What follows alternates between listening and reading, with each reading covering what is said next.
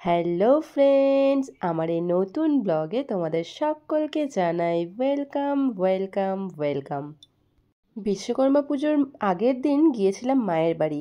আর পুজোর দিন সকালবেলা ঘুম থেকে উঠে যখন ছাদে আসি, তখন দেখি কি ছাদে দাদা ব্যায়াম করছে। আর আমি ভাবলাম একটু ছাদ বাগানটা ঘুরে দেখে আসি। এদিকে আমার ছেলে কি করছিল দেখো, ছোট ছোট লেবু ধরেছে, সেগুলোকেও আমাকে দেখাচ্ছিল যে মা দেখো কত সুন্দর লেবু ধরেছে। তো সেটাই দেখছিলাম। আর এইদিকে দেখো কি ধরেছে, ড্রাগন ফ্রুট। তো এটা স্পেশালি দেখার জন্যই আমি আরও ছাদে এসেছিলাম।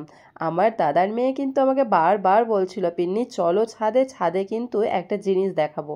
তো সেটা দেখার জন্যই চলে এসেছিলাম।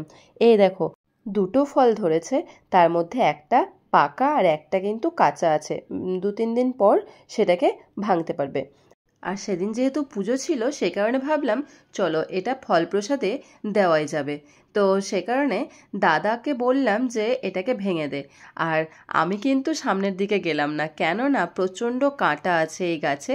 তোমরা জানো অনেকেই যে এই গাছের ছোট ছোট কাঁটা থাকে, আর কাঁটাগুলো কিন্তু এমনভাবে লাগে কি বলবো তোমাদেরকে। কাঁটাগুলো নরম হয় কিন্তু খুব ধারালো আর খুব তীক্ষ্ণ হয়, এত ব্যথা হয় লেগে গেলে কি আর বলবো। যে কোনো কাঁটাতেই ব্যথা হয়, কিন্তু এই কাঁটাগুলো সত্যি বলার নেই।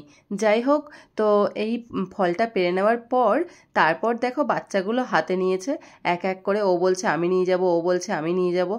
শেষমেশ তিনজনকেই একবার একবার করে হাতে দেওয়া হলো, কারণ ওরা তো মানতেই চাইছিল না, বুঝতেই চাইছিল না যে কেউ একজন নিয়ে গেলেই হলো, সবাইকেই যে নিয়ে যেতে হবে তার কোনো মানে নেই। কিন্তু কে আর বোঝাবে এই বাচ্চাগুলোকে। যাই হোক, ব্লগটা শেষ করলাম। ভালো লাগলে লাইক কমেন্ট শেয়ার করে দিও, আর সকল বন্ধুরা পাশে থেকো।